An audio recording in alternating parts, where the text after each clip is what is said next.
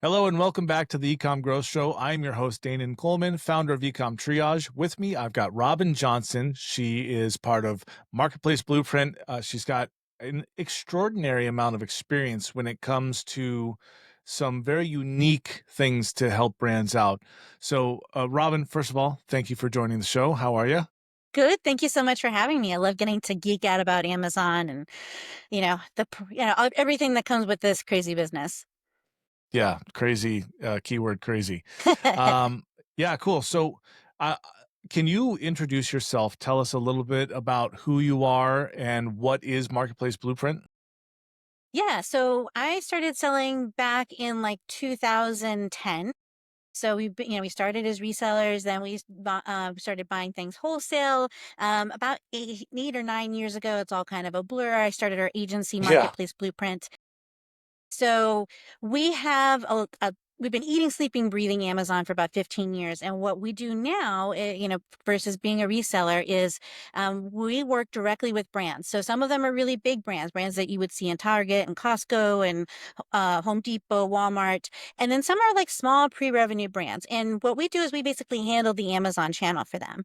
So that means we do the compliance issues, the advertising, the SEO, the inventory recommendations. So a lot of our brands actually started in retail and then they are kind of coming to Amazon. But because we Mhm. also work with those smaller brands and helping them to kind of like grow and get initial sales, for those brands, having those sales on Amazon can help them get into other stores. And so they use Amazon as like their primary thing. And so we do see brands that move into retail. So we kind of have got to see things from both perspectives. We love working and growing brands and kind of helping making cohesive strategies that work across all of their distribution channels. Okay, cool. So, would you say that you are okay? Do you focus in a lot of attention on the brick and mortar area? I'm sorry, it broke up. Oh, do you focus a lot of your attention on the brick and mortar area for brands? So we don't handle any of the brick and mortar. That's what they handle. However, what we do help them handle is the fallout that can happen if you don't do brick and mortar correctly, or if you're moving from brick and mortar to Amazon. There's kind of some ways we need to do that. I mean, there's a lot of talk in Amazon space about resellers, but resellers can cause a lot of havoc for brands. You won't be able to run ads. You might not be able to have the reference price that you need for an important tent pull event. So we basically help coordinate what's happening on other channels to make sure that Amazon can get as much traction as possible and making sure we're not doing it on Amazon that might impede their brick and mortar growth. Okay, cool. Yeah, so let's dive down that path a little bit. So I've got a few questions for you, um, because we spoke beforehand and we got our cadence worked out here a little bit. So question number one is this: when going into retail, and you just said yes, but let's I'll give you the question: do resellers become a potential problem? And if so, what recommendations do you have for an Amazon brand that's expanding into retail? So when you're going from Amazon to brick and mortar. There's two different kinds of brick and mortar in my mind. There's like the small independent gift shops, and maybe you're trying to just see if it will work in a brick and mortar setting. Then there's big Mhm. box distribution. So if you've had a lot of success on Amazon and you have a proven history of sales, you might be going to Bentonville. You might be trying to go to pitch to get into Costco. And once you get that, it can be so exciting. But let's say you have a primary SKU and then you give that to Target to sell. And then at the reset, they mark that down as a clearance item. Now you have a whole bunch of resellers that are on your product. Now you're not able to drive those sales. You're not able to, it can cause a lot of issues. So there's some specific things that you can do to try to mitigate that. And sometimes that's even kind of just doing what you would do. Costco always is going to usually require a specific SKU for them. But, when you're going into brick and mortar, making sure that you have a specific SKU that's materially different than your Amazon SKU that you can use for all of your brick and mortar sales to kind of keep those, to make it so that you don't end up with resellers that are coming in on your primary Amazon SKU. Interesting. So are you basically just so that's interesting, really interesting. So you technically I could do the same product, the same take batches of inventory, but assign different SKU sets to each batch, and one goes to Walmart, one goes to Amazon, one goes to Best Buy, one goes to Costco. And that is how you would ensure you set that inventory apart, and therefore the pricing has nothing to do with Amazon? Is that basically what you're saying? Yeah, but it can't just be at a SKU level because otherwise the bots and everything will pick that up. So let's Okay. say that you have an over-the-counter medication. Or, well, I mean, let's say you have something that comes in a liquid and you've been selling it at a 15-ounce size. You might say that for brick and mortar, we're going to do a 12-ounce or we're going to do a 20-ounce. So you're going to make the size different or you're going to make the packaging different and then add like something small to it. So, the other thing about retail is when we're trying to package products for Amazon, we want the smallest footprint possible. Depending on the store and depending on where you think you might be placed, sometimes, I don't know if you've ever seen like on Black Friday when they sell like the 5 Barbies and it's in a box that's like 6 foot long, it's completely unnecessary. And that's I try because not you to need buy to have Barbies. yeah. You need to have that perceived value. And so having a Yeah. bigger package in retail, so your packaging is going to need to be different anyway, most of the time, because you need to think about how it will appear on those shelves. But the thing is you want to make sure that you're providing something. You still want to provide a good value, but we want to make sure that if people are kind of shopping back and forth, that if Amazon is what's paying the bills now, we're not cannibalizing those sales. Especially because when you go into wholesale, the margins can be smaller. Now it depends on the product. Some companies do better with their wholesale than they do on Amazon, depending on the size of your product. But a lot of times, you're going to get 50% of retail minus, right? So minus slotting fees, minus other things, co-op fees. So you need to be making sure that you're thinking about that as you're designing those products, and thinking about, what is the use of somebody that's coming in to buy something for the first time in a store versus maybe somebody who buys regularly from you on Amazon if you have a consumable item. Yeah. Yeah. Okay. That's very interesting. I could see. All right. So I if it were me, I would definitely want to insulate my product from Amazon, right? Because then Amazon has no right to go, "Hey, you're selling this at a better price over here at Walmart, Target, Costco, whatever," right? Um, but That's a then big yeah, go issue, ahead. right? So, Yeah. because you might not be thinking, I'm so excited to be at Target. You're not. Lowe's and Home Depot are really bad. Walmart is, bad too. But if you are selling your product at Amazon at 23.99, and then Lowe's.com puts it on at 19.99.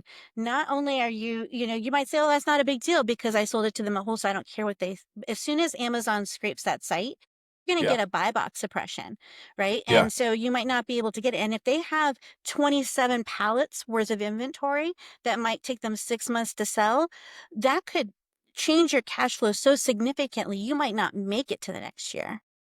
Right. Yeah, absolutely. So, okay, that brings into question um cash flow, right?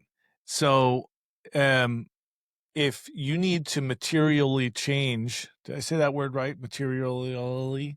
If you have to Yeah. change your product for certain sales outlets, then the inventory numbers go exponentially up, right? And we don't usually say for each SKU. So usually what we're going to, if like, let's say we have a brand that like right now we have a brand that's doing really, really well and they're looking to go into retail.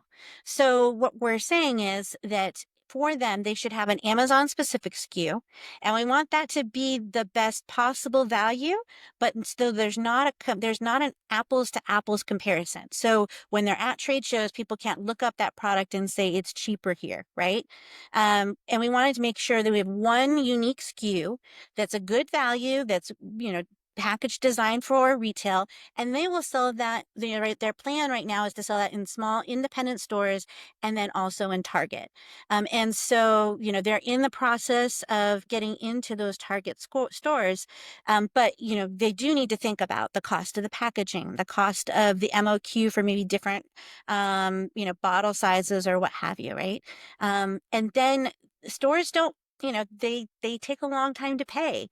And, they might say, well, we're going to do a small test, but if the test goes well, we need you to have this much inventory ready to go.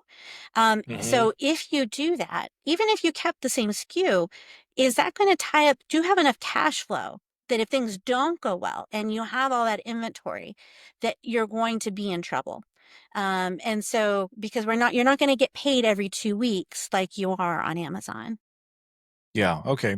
So, my next question was actually going to be, can cash flow can be an issue when expanding into email to retail, not email. Can you explain a little bit more about that? That was going to be my next question, but I think you've just covered it. Do you have additional information about cash flow issues when expanding into retail? I think the biggest thing is inventory management. You need to make sure Hmm. you understand the fees, and that's not my area of expertise. But I think that there can be for wherever you start, the grass always seems greener on the other side. So when I talk to people who are just D2C, they say, "Man, I just want to sell on Amazon because it'd be so much easier." And then I talk to Amazon sellers, and they say, "Man, I'd love to sell D2C and retail because that would make things so much easier." When I talk to retail brands, they say, "Man, I'm so excited to get into Amazon because then we won't have to deal with all of these hassles," right? Right. So, there are pros and cons. And so if you're listening and you're like, "Oh, maybe I shouldn't go," that doesn't mean don't go into one of those channels. It just means you want to make sure you take the time to really research and see how much potential that has. And anything with your business, even if you started in retail, if you're taking energy from the thing that's paying the bills and trying something new, which we need to do as business owners, we want to make sure we're not doing anything that's going to interrupt the cash flow from what's already working. And that make sure that if that new thing fails, because sometimes things don't work out, that you are not going to be putting yourself in a position where you don't have the resources to make the maneuvers that are going to happen just normally as the economy moves around. And right now there's a lot of variables with tariffs. So all of those things, we want to make sure you have the cash flow to make sure you're able to really navigate. Okay, cool. Yeah. All right, good. That's awesome. Thank you. So, next question. You ready for it? Yeah. All right, let's do it. What are some of the things that catch brands off guard when they're going into retail? So, So, inventory aside. so inventory aside, you need to also think about safety and compliance. So maybe on Amazon, you have something on your packaging, like tiptoes on the line. But when you go into brick and mortar where, they're going to have a much more, but especially if you're going into big box, they're going to have a much more robust legal team. And they might say, well, you can't have that on your packaging. If you're going to be selling into California, there are, It's maybe got you to haven't. tell you it makes cancer. Yeah, because even Disneyland causes cancer. That's right. There's the Prop Especially 65 warning. Disneyland. Yes. Mhm, mhm. You go into any restaurant pretty much, and there'll be a Prop 65 warning. Yeah. But This California, yeah, restaurant serves water and cancer. yeah. And the same thing is true for international, right? So if you go into Canada, you need to have your, for most products, not a blanket, you're going to need to have your tags and a box available in instructions in English and in French. If you're planning on going international, then you need to think about different safety and compliance things too. So you're going to need to so when we work with a retail brand that's coming into Amazon, we almost never have issues with safety and compliance because they had to have all that to get into brick and mortar. So Right. you might think you have the safety thing. So before you even make that move, you really want to take the time to talk to somebody, like a compliance and a safety testing company that's good and reputable to make sure you understand what's going to be involved in retail.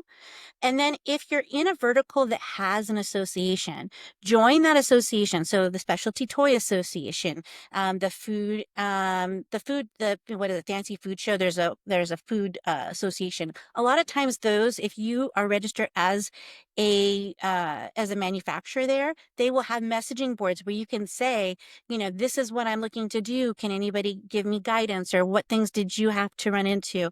And they can be really great resources for you. And then you can be a great resource for them because a lot of them are looking to expand into Amazon. So it's a really good way to expand your network. And they might even have ways to get you introduced to places you might not normally be aware of, like maybe even like a sales rep company. Yeah. Okay, good. So little tip there. There's just like you can find data on anything in the world on Reddit, there's almost an association for every type of business. And I mean, I'm going to take that advice, Robin, because I'm sure I'm sure there's some sort of association of agency owners or something like that. Um, and if not, maybe we should create one. Yeah, that sounds fun.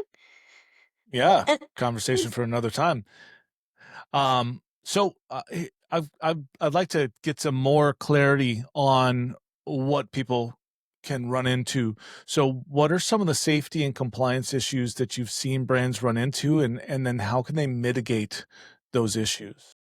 the biggest thing is you need to have, like, if your product is, for people under the age of 15 or 12, depending, you need to make sure you've got all your CPC stuff.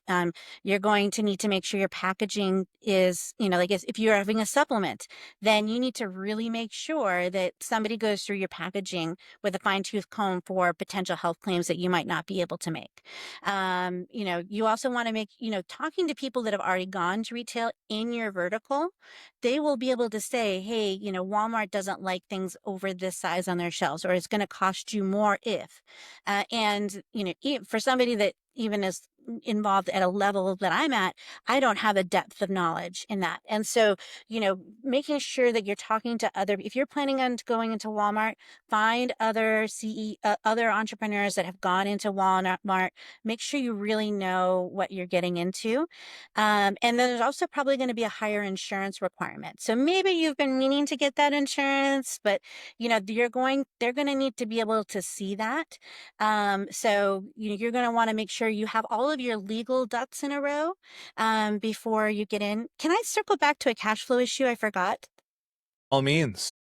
So to get into brick and mortar, most of the times, you're either going to use like a manufactured sales rep to get you in small independent stores, but to even get pitched by them, and for sure to get seen by a lot of other buyers, you're going to need to attend a trade show as an exhibitor. That can be very expensive. You're going to need to pay for the booth and the travel and all of that. Uh, Required. You're saying that's a requirement? it's not a requirement. It's going to be difficult to get the visibility that you need to get for stores. I've seen people do it without doing trade shows. But if you think about if you've ever been to a trade show, that's how a lot of people find products. Before you go to that trade show, you got to make sure you've got your reseller agreements and your map agreements and all of that settled. But if you think that that's something you're going to want to go to, you might want to expand into retail in 2 to 3 years. Start going to those trade shows now so you can see what kind of buyers, what kind of attendance are they having, because you're going to have to pick, one or two shows for most people because of cash flow issues. So you want to make sure you've got the show that's got the right buyer for you. You might say, well, I have a kids product. I'm going to do all baby and kid expo. And maybe that's not the right one. Maybe you need to be at Toy Fair New York, or maybe you need to be at something smaller like Atlanta Mart. So you want to start going to some of these shows to make sure you're clear, and then talk. This is also a great place for you to talk to other owners in your vertical, and make some contacts and start to develop your network. Okay. All right. So networking, super, super incredibly important. A little side story is I used to sell at home and garden shows. So I sold it was a knife, a kitchen knife, and I'm trying to remember the name of the knife now. I Was it can't think of Cutco? it. No, it wasn't Cutco. I would have preferred to sell Cutco, a higher quality knife for sure. It was a German made serrated knife with a guard on it that allowed you to choose the thickness that you wanted to cut of your vegetable or whatever, and it was pretty good. But that was going to those shows was actually one of my methods of locating brands that were not selling on Amazon. And I got multiple contracts with brands, exclusivity contracts with brands to sell their products on Amazon. And so that was one of the ways that I actually acquired new products, is because there's a lot of people that they've created something and they don't think to go into Amazon first. They're going into retail first and trying to get big contract purchases first. And I show up and I go, "Hey, I love this product. There's nothing like it out there, or there's very small competition. Would you like to have a conversation about selling this on Amazon? My whole premise is to ensure that your brand is appropriately represented, that the pricing always stays where you want it to be, and that we both make profit, but you don't have to do any work, and I just handle the Amazon side." And one for one, they've said, "Yeah, let's do it." And it didn't always work out. Some of them didn't have the margins for it, right? For me to make money and Amazon to charge and them to make money. Which honestly, if ever, now is a time when that's a major failure on a weak point for your business. Like, if your margins are gone because costs went up 10%, well, you need higher profit margins. But yeah, so anyhow, that's home and garden shows is one of the places that I located products to sell on Amazon. All right. So, well, gosh, I mean, we've kind of rapid fired all the way through everything. What other sorts of pieces of advice do you have for brands that want to branch out into retail? We've discussed cash flow and inventory issues. We've discussed map policy. Oh, wait, Yeah, we we missed glossed that over one. this. We Yeah. didn't talk. Yeah, yeah, we okay, let's talk about hiring a sales rep to bring your products into stores. I didn't know this was a thing. It makes complete sense though, but I figured that if I wanted to get, say, my knives into boutique hunting and fishing and equipment stores, I figured I'd have to make a list and I'd have to call them up and say, "Hey, I'd like to sell my product in your store. This is the product, blah, blah, blah." But what you're saying is that there are agencies or companies that you can go to have these reps, like, do all this for you. Is that right? Yes. Now they don't take everybody, right? So, if you've Sure. got so you have to make sure you have a product, and then you need to be in a vertical that has boutique stores, right? So if you have a toy or something that might be in a gift shop or something along those lines. Most of those gift shops, they are not, some of them do go to the trade shows and they pick things individually. But a lot of these specialty stores, they have sales reps that come to their store. So like in specialty toy industry, there might be some little specialty toy shops around, and it will include some like hospital gift shops, or maybe a little like gift shop near a hotel or touristy area, and they will have a line of maybe 20, 40, 30 different brands, and they will come. And we had a sales rep that would come to us when we had a small brick and mortar place many years ago, and they would they'd bring all of their catalogs, and then we talk about our clientele and what we were looking to sell, and then they bring out the different catalogs, and they would recommend. Now these are usually going to be smaller orders, so instead of ordering pallets, they might order 6 and 5, but that can add up. And basically you're paying them a commission to sell your products to those individual retail stores. So because they already already have the relationships. Now the thing is, you have to, get vetted by them, to, they have to see. Now, if you have significant Amazon sales, then that can really help. The other thing to think about is your product something that people would just pick up in a store. If you have something that needs a video demonstration, that can, that's going to be a harder sell, right? So that might be coming down to really making sure your packaging really distills what your product does. So So you want to you make don't want sure. China No, English no, on no. your marketing instruction.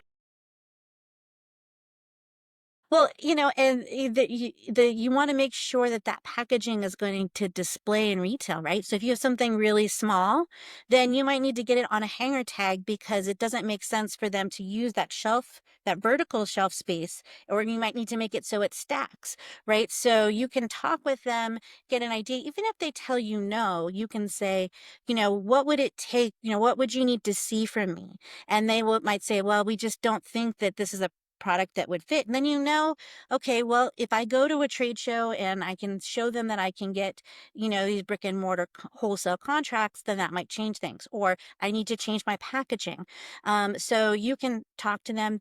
There are ones in most industries. So you can kind of even look sometimes at the trade shows, they will have their own booths.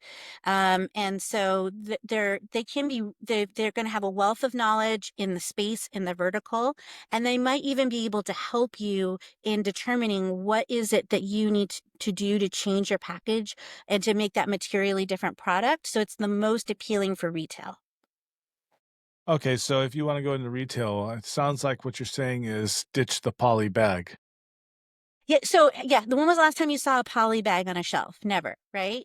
Um, and if your product is, you need to think about like that shelf space is a big premium for them, right?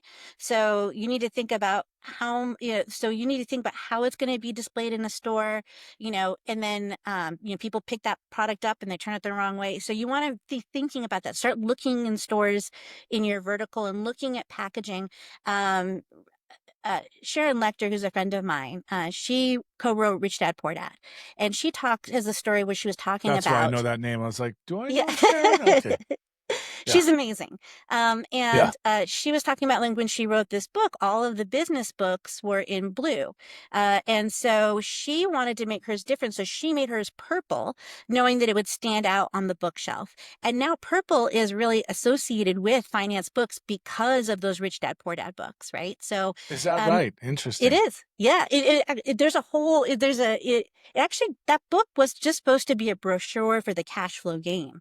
And then, Huh. their customers said, it was going to be called, the cash flow thing, the game is what Robert Kiyosaki came to her with. And then that really grew from there. So, you can try to be a product disruptor and like have some different coloring, but you also want to make sure in doing that, you're not alienating customers because they're looking for something specific. So, taking the time to do that and then, Fine kind of line. it is.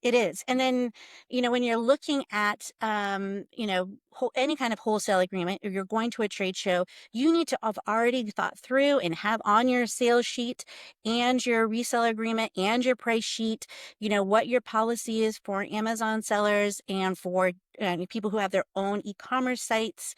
And you need to make sure you have that map and that reseller agreement set up and looked at by a lawyer, and you need to make sure you apply it evenly. Otherwise, you can get yourself in trouble. So you want to make sure you get the right counsel for that. If you enforce MAP for one person and not for another, that could open you up. If you are if you're being discriminatory in the way that you're handling things, or it can cause issues. I'm not a lawyer. Please don't quote me on anything legal. This is just what people have told me. So go do your own due diligence, of course, on that. Yeah, cool. All right, cool. Um, a little bit more on distribution agreements. So what's what's the purpose of a distribution agreement? Like map policy, I understand. Cool, don't advertise below this price, da da da da da. But a distribution agreement, what should I be expecting on that front? What is the purpose of it for me as the brand owner? So, one, you want to make sure it's clear where they can and where they cannot sell this. So, if you get a really big brand, or even a really popular book, you will have distribution rights in different areas. So, you might have somebody who's the exclusive distributor in Canada, somebody who's the exclusive distributor in Taiwan, so you want to make sure it's clear where and where they cannot sell it. So can they sell it on an e-commerce site? Can they not sell it on their e-commerce site? Can they sell it on FBA? Can they sell it on FBM? Now, there's a Mm. lot more to it. I'm just talking about the things that affect this now, what our conversation here. But the purpose of that is that you can, Amazon's not going to let you take those resellers off. We all know that, right? So, but you can, if you have an agreement where somebody's agreed not to sell directly or indirectly to Amazon, then it allows you to, once you identify where that inventory on Amazon is coming from, then you can have your lawyers reach out to them with a cease and desist, or even just, if you want to be nicer, be like, I'm sorry, we're not going to be able to sell to you anymore because you broke our agreement. If you already have wholesale contracts with brick and mortar, my recommendation is always give people who bought in good faith time to sell through their inventory. I know it might hurt your cash flow, but they invested in your product. And so making sure that you treat resellers fairly, and also be thinking about, you might say that we are going to allow select people to sell on Amazon, but only for specific SKUs. So we have some clients that have very wide product mixes. They've been in business for many, many years, and maybe they have 3,000 products. So they're only going to be focused on maybe their top 100 for Amazon, and then they use resellers to sell the additional products that move a little bit slower. And that allows them to kind of balance some cash flow. And we work with some wholesalers, some resellers, Amazon resellers work with us as a partner to kind of provide additional services to that brand in exchange. So there's Mm. lots of ways. There's always creative ways to do things in business. I got a little sidetracked. Sure. Sorry. Yeah, no, that's good. Look, this is what I like hearing. Well, we're pretty much at the mark. We've covered more or less everything that we had discussed we were going to discuss. Um, I'd like to know a little bit more about Marketplace Blueprint. So, who comes to you? Why does a brand come to Marketplace Blueprint? When what services do you offer to help them? So there's only so much you can do as a business owner. So if you're focused on Amazon is a full-time job. Walmart is, Walmart's not a full-time job for most people. For right now, it's probably a part-time job if you're on Walmart as Hmm. well. So what we do is we handle most of the Amazon channel. So for brands that started on Amazon, then we will they might hire us because they need to focus on distribution. They need to focus on new product development. They're focusing on a lot of different things. So we handle the listing optimization, the SEO, the SEO part of it. When Amazon says your baby spoon is an adult wellness product, the compliance issues, we check the account, we run all the advertising, we coordinate with you strategy, trying to make sure that your KPIs for your advertising are going to yield to profitable results. And we even look at helping them develop product extensions, as far as like doing some of the research there. So basically, we handle most of the Amazon channel, so that they can focus on other things. So we have brands that are looking to kind of grow. Maybe they've been running their own ads and they're trying to see how much more market share they can get with somebody who's a little bit more advanced running their ads. To brick and mortar stores, a lot of our brands are traditional retail brands, larger, retail first brands that are coming to expand into Amazon. And so we help them with all of those things. And that's really where we come, where the role of like creating Amazon exclusive SKUs really comes in to play more often. That makes a lot of sense. Okay, cool. Well, anyone that's interested in speaking to Robyn to have them manage your brand for you, her website is marketplaceblueprint.com. And this is I've spent actually quite a bit of time with Robyn because we are constantly doing the every Friday FBA and Amazon and ecom news live stream with Todd. And so if you haven't seen us there, or you're seeing us here for the first time, join us on the live stream on Fridays.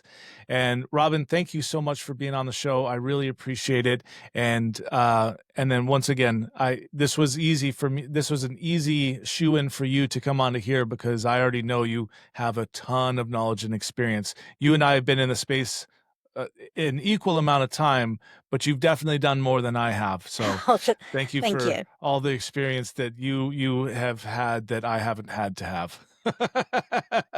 Well, I appreciate the chance to share, and I always enjoy every conversation. So.